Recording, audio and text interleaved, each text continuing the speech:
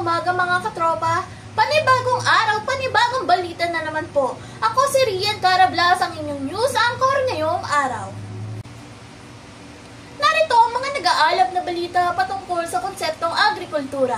Ang kalagayan ng mangingisda sa Pilipinas. Mark Kervin Cornel nag-uulat.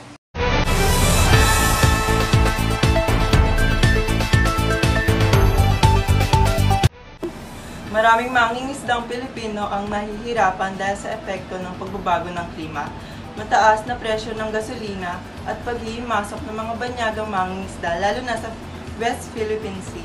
Dahil sa mga suliraning ito, bumaba ang kita ng mga mangingisda at naapektuhan din ang kanilang supply ng isda sa pamilihan. Ipinapanawagan na bigyang suporta at proteksyon ang mga mangingisdang Pilipino upang matiyak ang seguridad sa pagkain ng bansa. Ako po si Kevin Cornel at ito ang aking ulat para sa sektor ng pangingisda. Maraming salamat. Maraming salamat, Cornel. Ngayon naman ay dumako tayo sa usaping sports kung saan matutunghayan natin ang paghahanda ng sikat na team sa nalalapit na finals. Steven Olivar, nag-uulat. Magandang araw mga kabayan. Nakita nyo naman po na dito ako ngayon kung saan kakatapos lang mag-practice ng ating pro volleyball player na si Jay Charma para sa kanilang darating na laban sa Philippine Volleyball League. Magandang araw, Ms. Charma. Kamusta naman ang ating pag-ensayo? Okay lang po, no? We need to focus din po talaga po, no, with teammates and coaches po. Shout out nga po pala sa Team Choco Mucho. Halata naman po na gusto nyo mabalik ang back-to-back champ last year, no?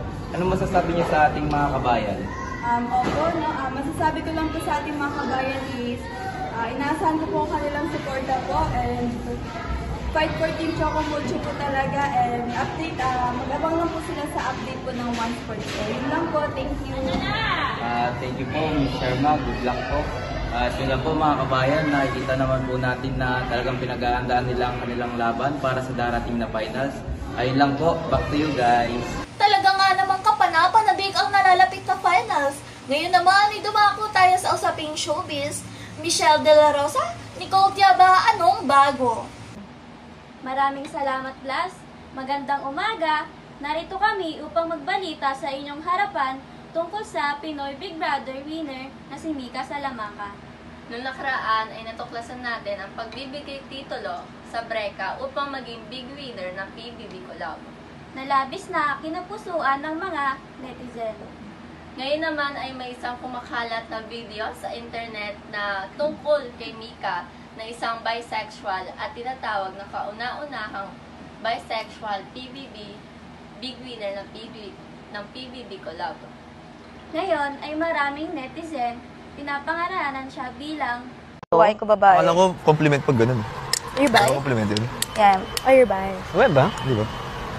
Kasi parang Ngayon ay maraming netizen na pinangalanan siya bilang first openly LGBTQ big winner sa buong history ng PBB.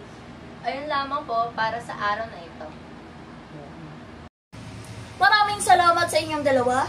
Ngayon naman ay malalaman natin ang balita ukol sa weather update ngayong araw. Lance Binaraw, nagbabalita. Magandang umaga kabayan. Ako nga pala si Lance Binaraw ay nag-uulat ngayong weather. Ngayon ay nakakaranas ang ibang parte ng Metro Manila ng ukunting pagbugso ng hangin at ulan. At sa ibang parte naman ng Metro Manila ay nakakaranas ito ng paglakas ng hangin at paglakas ng ulan. Nang dahil dito ay ibang parte ng Metro Manila ay nagsuspende ng klase. Dahil sa paglakas ng ulan, nang dahil dito ay nagdulot ito ng pagbaha sa ibang parte ng Metro Manila. Salamat, Binaraw. Ngayon naman ay tatapusin natin ang balitang ito sa usaping entertainment. Trixie Salona, anong bago? Maraming salamat, Blas. At ngayon naman ay pag-usapan natin ang kinagigiliwan ng mga netizen ngayon. Bigyan niyo ako ng beat. Talaga nang nakakaalib panoorin itong nag-viral video nitong mga nakarang araw lang na umabot na ng 1.1 million likes sa TikTok at ginagawa na rin ito ng mga content creators at mga estudyante dahil talaga namang nakakatuwa itong panoorin.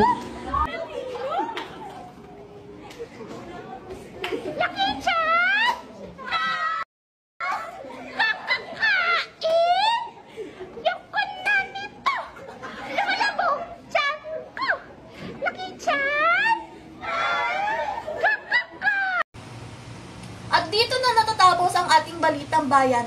Muli, ako si Rian Carablas, ang inyong news anchor. Handang magbalita, handang magserbisyo, at handang magbigay paalala. Maraming salamat po.